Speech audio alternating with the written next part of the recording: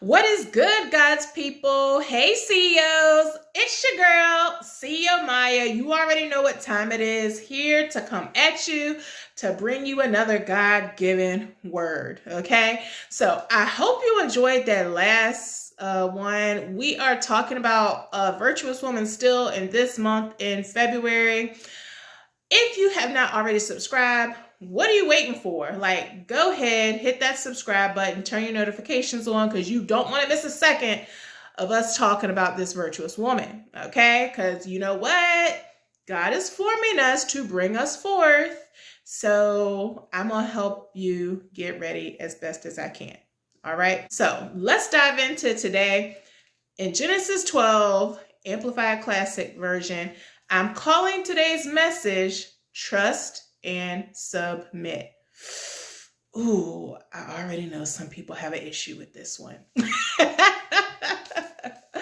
But hey, give it up to God because I'm just the messenger, okay? Trust and submit, okay? We're looking at Abraham and Sarah prior to their names being changed, okay? So Abraham and Sarai, forgive me if I get their names, mixed up, construed here and there. So I'm going to read a few verses from the beginning of chapter 12 in Genesis, and then we're going to scroll down and read a few more. Again, trust and submit. Here we go. Now in Haran, forgive me if I get the pronunciation wrong, you guys. Now in Haran, the Lord said to Abram, go for yourself, for your own advantage, away from your country, from your relatives and your father's house, to a land that I will show you. And I will make of you a great nation, and I will bless you with abundant increase of favors and make your name famous and distinguished, and you will be a blessing, dispensing good to others. Okay, so there's many times that God told this to Abraham, okay? If I remember correctly in my reading in Genesis chapter 12, maybe the first time that he gave him that prophecy though. Don't quote me on that, but if I remember correctly, this is where I did first read it, the first time he told it to Abram, okay? And so Abram does as God tells him. He does leave his father's house, and he and Sarai go to Egypt, all right?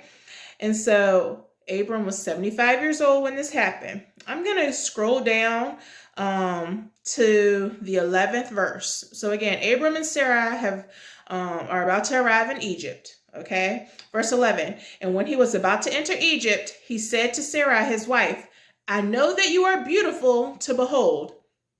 So when the Egyptians see you, they will say, this is his wife, and they will kill me, but let you live. Say, I beg of you. Abram is begging Sarai.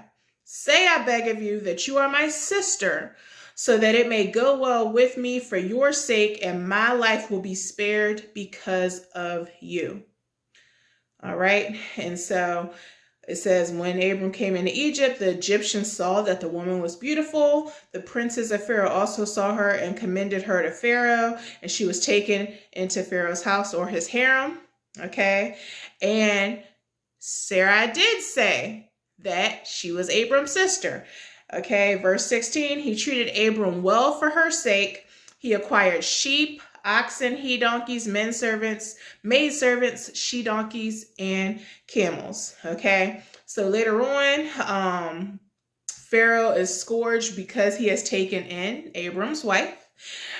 Pharaoh finds out that that is his wife, not his sister, and basically he sends them out of Egypt with all that he had, though, which he acquired a lot being there in Egypt on Sarai's behalf. Again, we're talking about trust and submit, okay?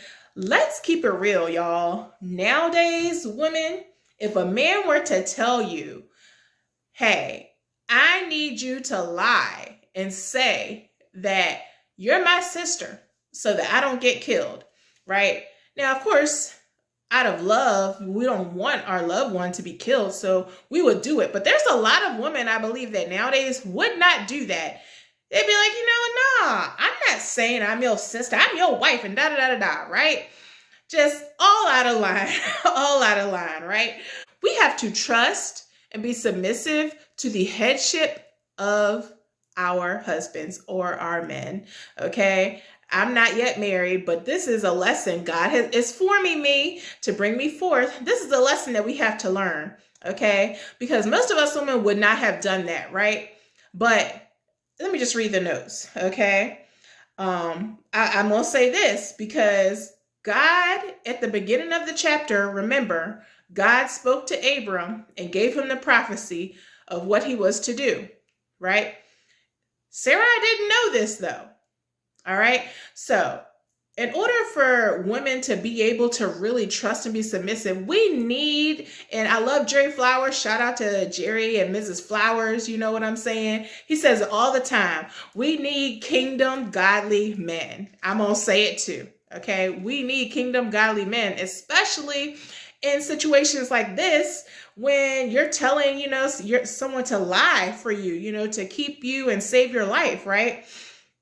But by Sarah trusting Abram, she became complicit in God's plans to make Abram great. Go back and read the scripture. God spoke to Abram. He did not speak to Sarah about making him a great nation. But because she trusted and submitted to Abram, she became complicit in God's plan. What if Sarah had chose not to do it? What if Sarah had chose to be like, nah, I'm not saying that I'm your sister. I'm your wife, and I'm always going to be your wife, and da-da-da-da-da, right? What if she just popped off, right? Which we do that so much nowadays. What if she had done it? Would God's prophecy have been fulfilled? Right? It's a great question, right? So I said, ladies, stop arguing with your husband and do what he says. Okay? Especially if he's a kingdom man. Stop arguing and do what he says. Be complicit in God's plan. What if Sarah didn't agree to say that she was his sister? He would have died. They would not have acquired wealth because he acquired all this wealth, animals and servants, right?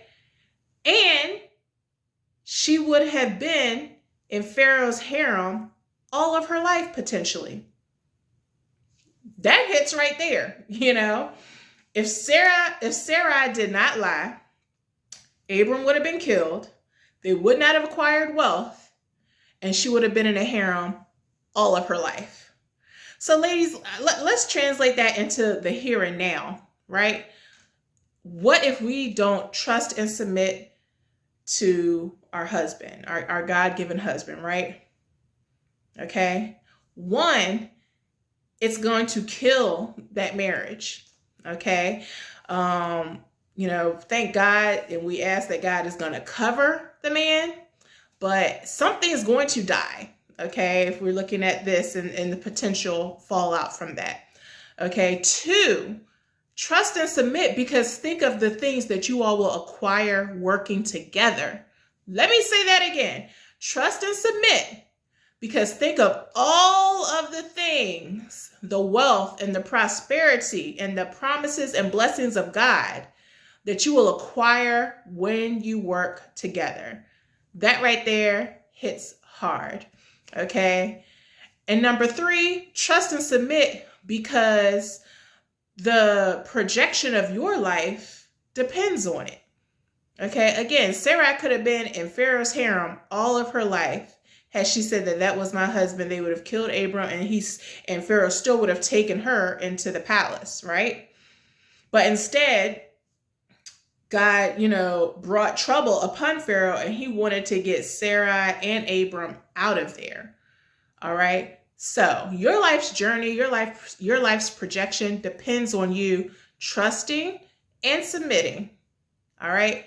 I know this is not popular today, you guys, but again, don't pop the messenger. Okay. Like, God gave it to me. My calling, my direction, my orders is to share it. And then I pray that God uses it to form you, to bring you forth as a wife, or if you are already a wife, he uses it to form you into a better one. You guys, I love you so much. Thanks for hanging out with me today and sharing this word. Make sure that you're subscribed, share the video, send a sister this way who you know needs to hear this word. All right. Until next time, see ya.